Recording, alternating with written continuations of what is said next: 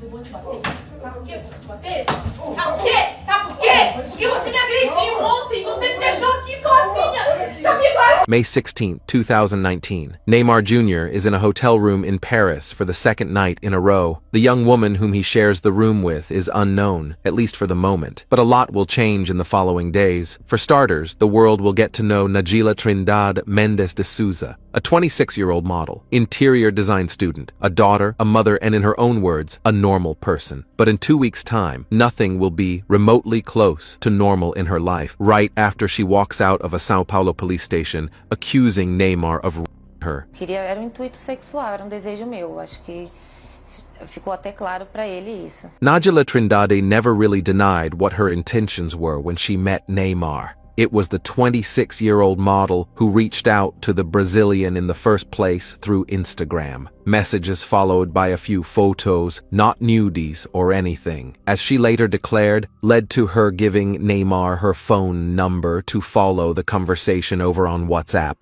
After a brief exchange on the platform, Neymar asked Trindade to meet him in Paris, and when she told him that she didn't have the means to get there, the Brazilian offered her a round trip between São Paulo and Paris, and a couple of nights stay at Sofitel, Paris, Arc de Triomphe. When Trindade landed in Paris, she had no second thoughts regarding her motivation. De ficar com ele, de encontrar com ele. Isso E seria realizar possível. desejo meu. So what was the deal breaker when everything was seemingly going according to plan? On May 15th, Trindade checked into Sofitel Paris, and shortly after, Neymar sent her a text message telling her that he'll need to attend a party later in the day, but he wanted to come by before and give her a kiss. Quando eu chego lá, tava tudo bem, tava tudo legal as mensagens. Eu ia conseguir, entendeu? Só que quando eu cheguei lá, ele estava agressivo, totalmente diferente daquele cara que eu conheci nas mensagens. According to Trindade, after exchanging a few kisses and rolling around the bed for a while, Neymar undressed her. That's when she asked the Brazilian if he brought a condom with him. Upon Neymar's negative response, she said that in that case, this would be as far as they go. Allegedly, Neymar did not respond, and Trindade took his silence as confirmation of her desire to stop then and there. The two were not on the same page, though, at least according to the young woman's version of the story. E ele me virou, cometeu o ato, e eu pedi para ele parar. Enquanto ele cometia o ato, ele continuava batendo na minha bunda violentamente. E depois eu girei. Foi tudo muito rápido, questão de segundos, e me retirei.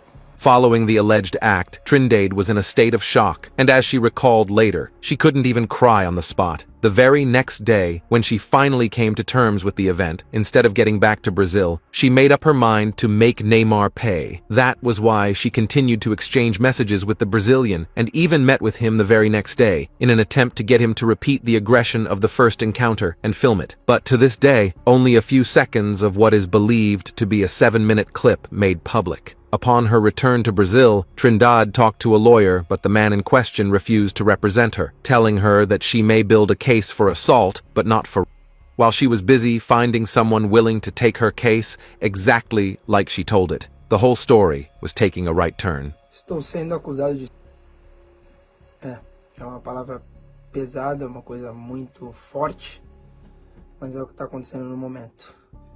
Neymar and his team were quick in their response, while his father, Neymar Sr., revealed on Brazilian television the identity of Nagila Trindade Mendes de Souza. In claiming the innocence of his son, Neymar himself took to Instagram and addressed the allegations. The fact that he showed private messages between him and Trindade, with all the sexual details involved, meant that the video infringed the platform's privacy regulations. But by the time it was taken down, Neymar's post was seen over 18 million times, and the floodgates were wide open. Only the caption of the post was enough to change the entire discourse around the story. Due to extortion, I'm being forced to expose my life and my family. While the superstar used his platform to address the allegations and how they made him feel, his father was on the attack. Neymar Sr. was claiming that the whole story was part of a blackmail and extortion attempt, led by Trindade and her ex-husband, Estevão Alves. Trindade vehemently denied the allegations and told SBT Brazil that her lawyer had told her that he would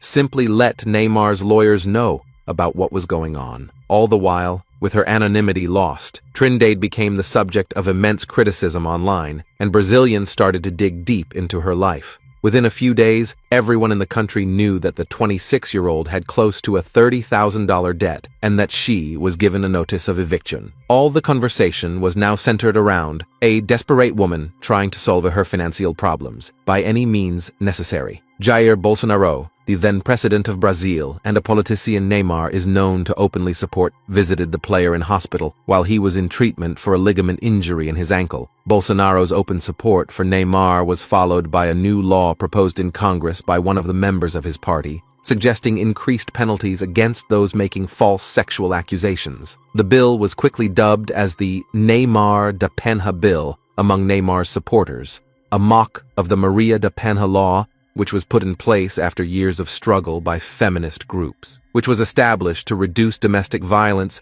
mainly by increasing punishment for domestic abuse offenders. For so many people close to the matter, in a country where only 1 out of every 10 is reported and just 1 in 100 leads to a conviction, the reaction was not surprising.